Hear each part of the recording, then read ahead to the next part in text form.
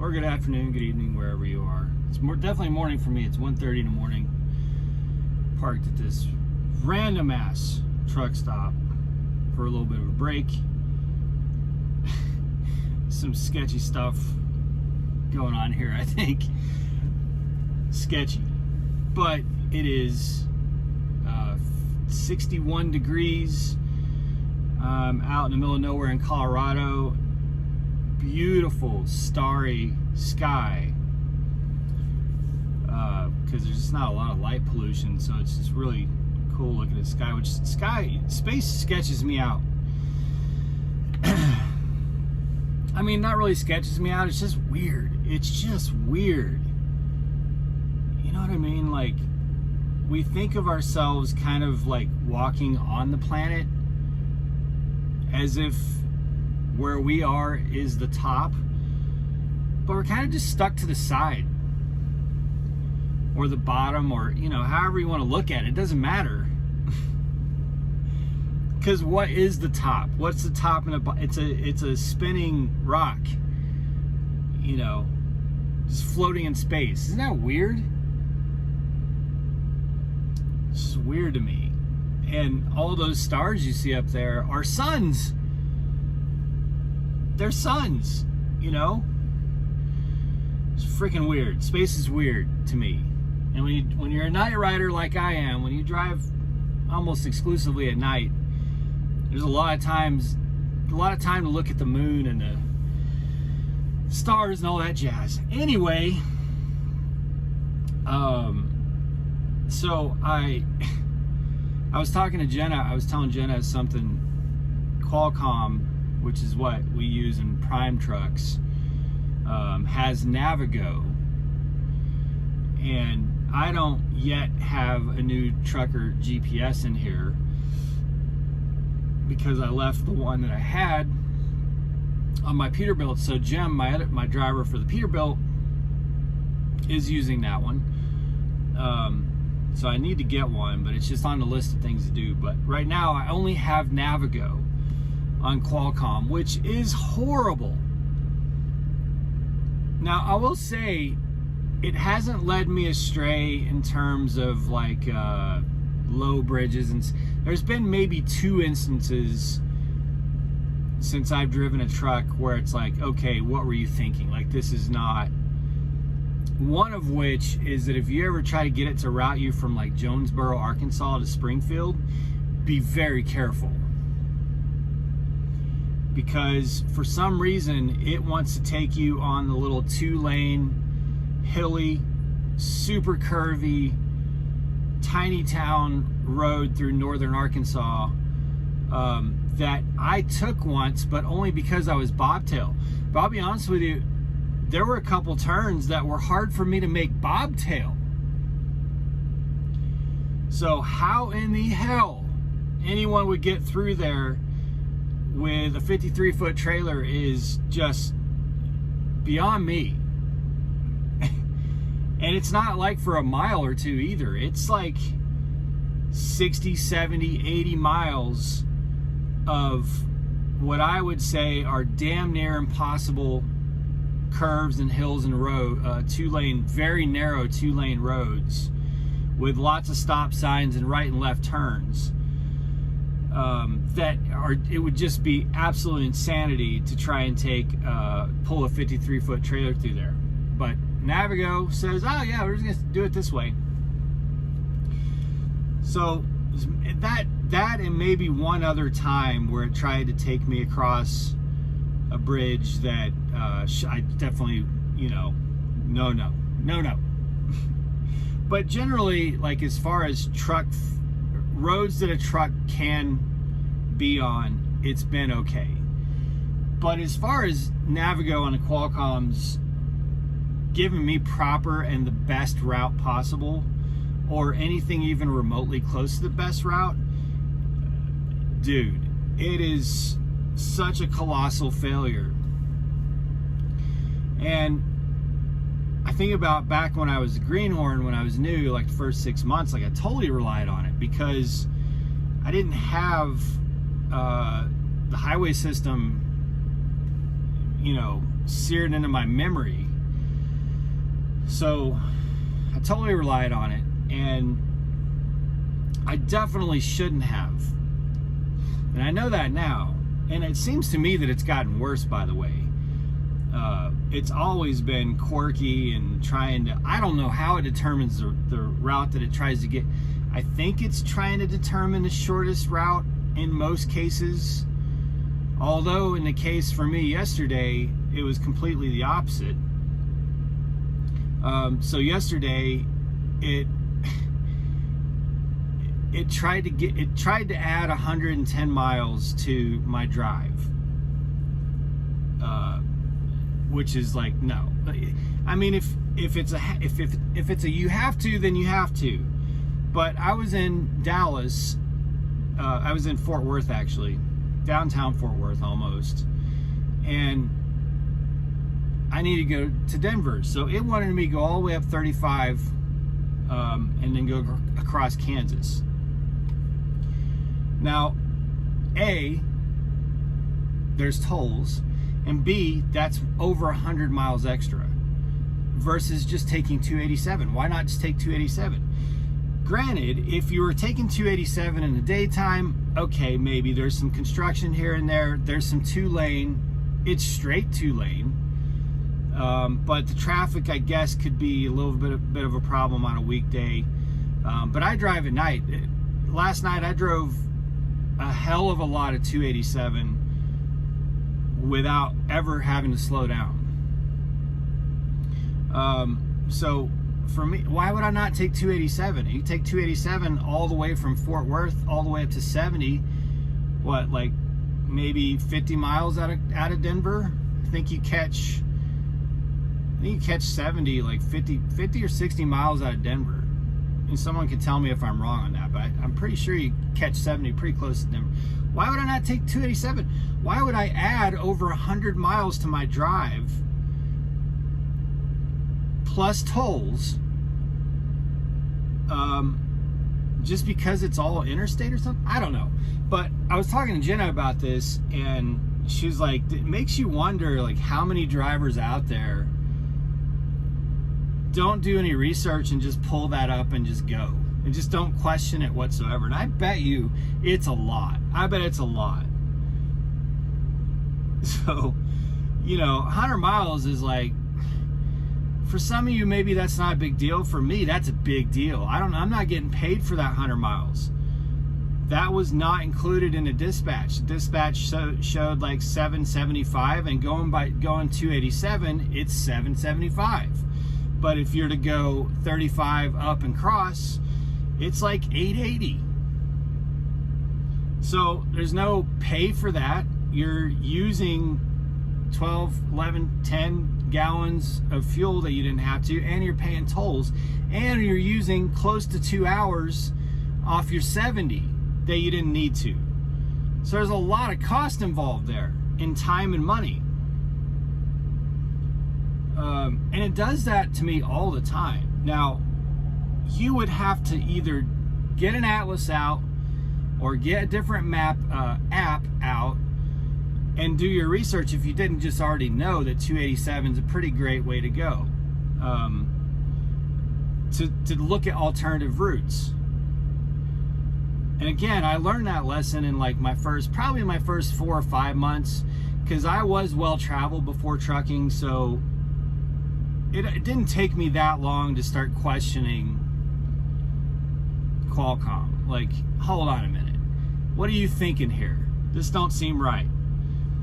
Because it's tried to screw me in the opposite direction, the opposite way too, where it tries to pick a little bit shorter route, and that's usually the case, where it's trying to send me on a shorter route that would end up taking way more time and be a much more of a pain in the ass drive. For example, a couple weeks ago, I was going from DeKalb, Illinois to Mount Sterling, Illinois. Now, if you know where Mount Sterling, Illinois is, it's horrible to get there. Horrible. Depending on the direction. Most directions you go, it's pretty damn terrible trying to get there. There's no main highway system connecting to Mount Sterling. But there are better ways to do it. So Qualcomm wanted me to go straight down and then get off on, can't remember what highway it is, but it was like, I want to say like 120, 130 miles from the interstate, coming from the north, of 2-lane, absolute dog shit highway.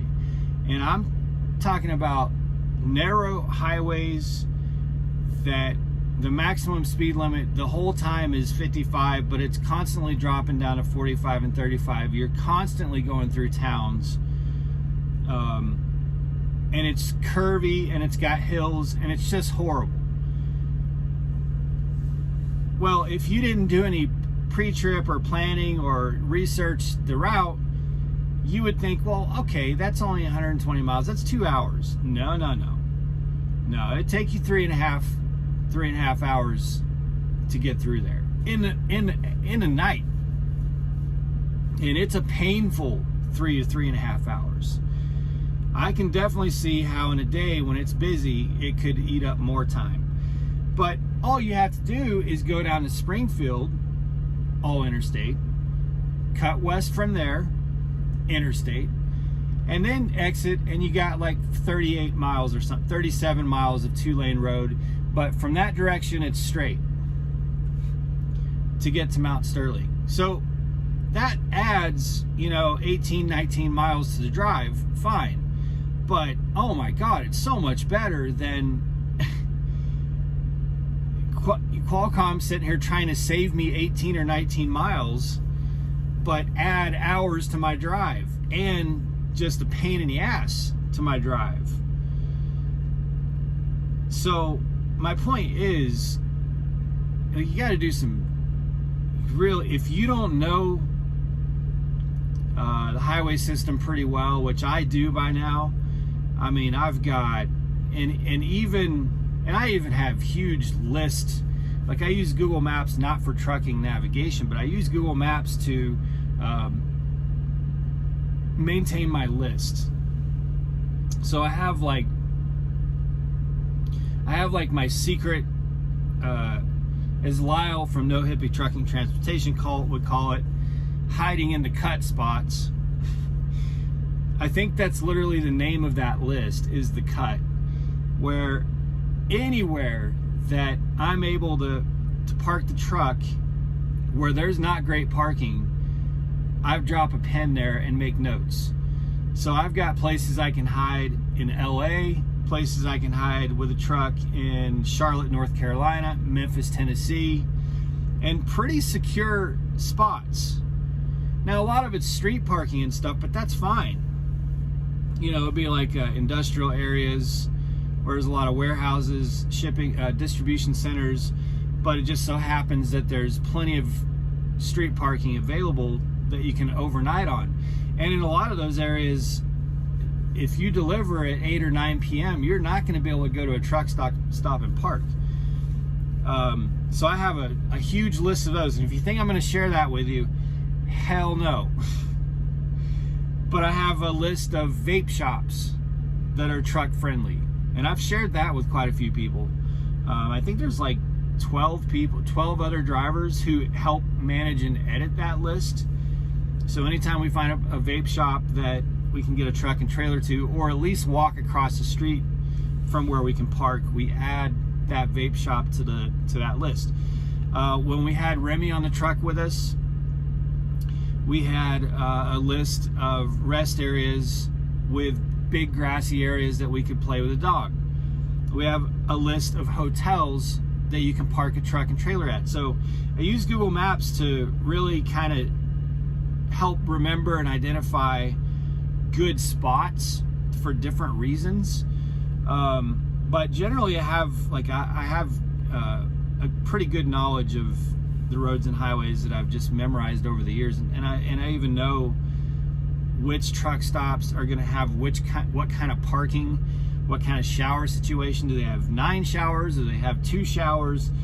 All that's in my head. But there's still a couple times where I have to consult a map, like that Mount Sterling, because I've never been there before, and I'm looking at it and I'm like, why the hell would I not go to Springfield, cut west on the interstate, and then go up to Mount Sterling versus taking that other dog shit highway. Because I did that dog shit highway one time, not going to Mount Sterling, but through there, and it was hell.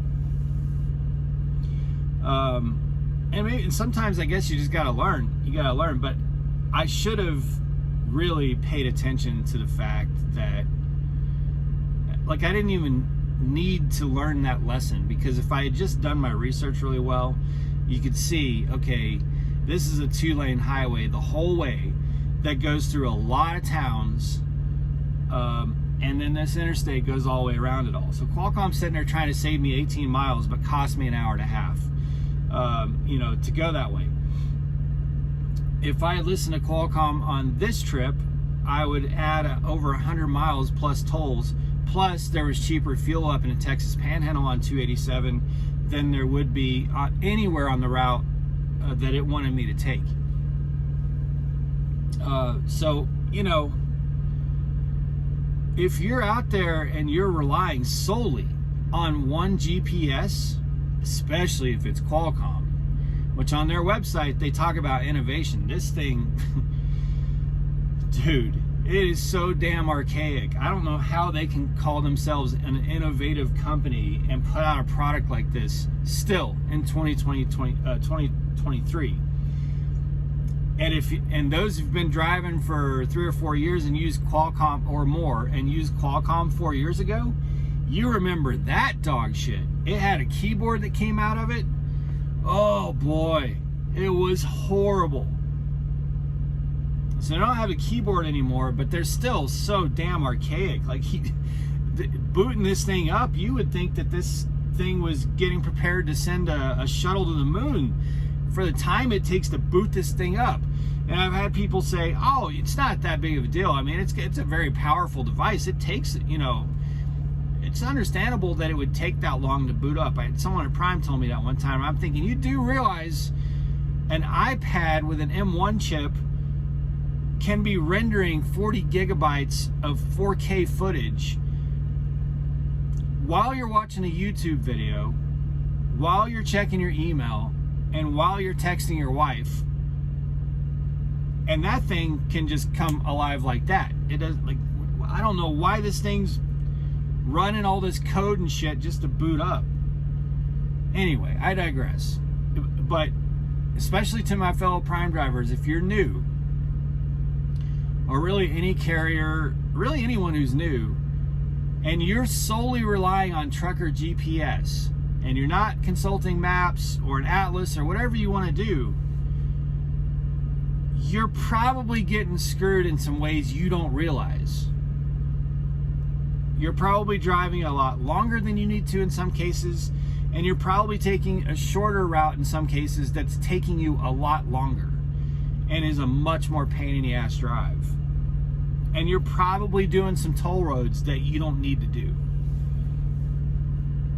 So I would just suggest to consult a second source, make notes on your routes and the things you encounter that can be of benefit to you, and do everything possible to learn the highway system as much as you can. Pay very close to attention. Don't just follow the GPS and, well, the arrow is pointing right, so I'm going to turn right. Pay attention to what you're turning right onto and what you're turning off of. If you're going from 80 to 57, understand that.